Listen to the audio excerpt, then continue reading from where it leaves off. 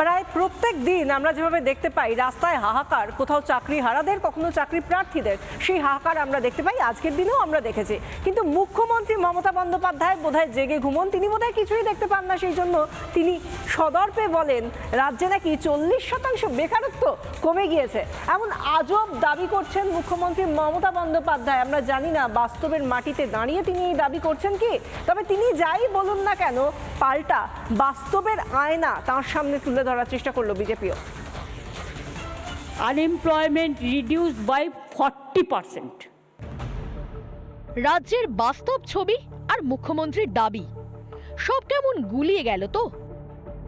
গুলিয়ে যাবে বইকি, কারণ মমতা বন্দ্যোপাধ্যায় যা বলছেন তার সঙ্গে বাস্তবের ফারাক যে আকাশ পাতাল তা নিজেও জানেন বিলক্ষণ।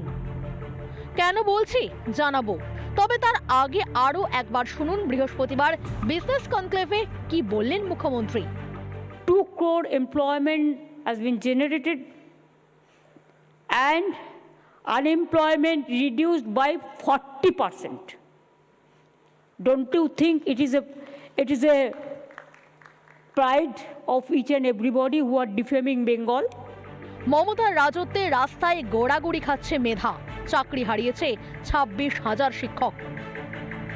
যখন চাকরি প্রার্থীরা চাকরির জন্য আন্দোলন করেছিল রাস্তায় নেমে, তারপরেও সেটা দেখার পরেও মুখ্যমন্ত্রী মমতা বন্দ্যোপাধ্যায় আজ বৃহস্পতিবার দিন তিনি চাকরি নিয়ে, তিনি কর্মসংস্থান নিয়ে বড়াই করলেন।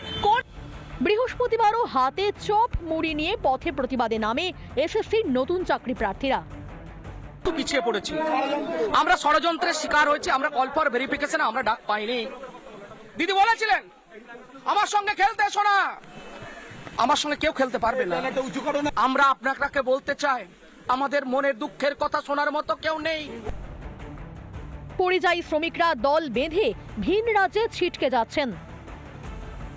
মাননীয়া শুভনন্দন, পরিযায়ী শ্রমিক বলছিলাম, আপনার কাছে বিনীত নিবেদন, যোগ্যতা অনুযায়ী কাজ দিন, ঠিক আছে? শুভনন্দন। আরে আমি পরিযায়ী শ্রমিক বলছি।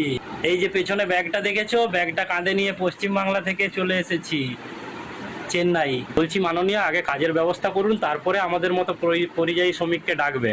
মুখ্যমন্ত্রী হিসেবে নিজের ব্যর্থতাকে এভাবে বিরোধীদের ষড়যন্ত্র বলে চালিয়ে দেবেন ম্যাডাম?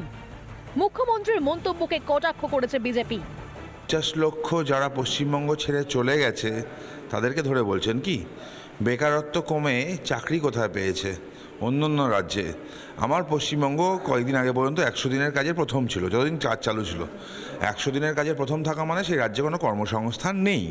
তাহলে বেকারত্বটা কমলো কোন দিক দিয়ে? কোনো মুখ্যমন্ত্রীকে পশ্চিমবঙ্গের মানুষ কোনো শিল্পের ফিতে কাটতে দেখেনি।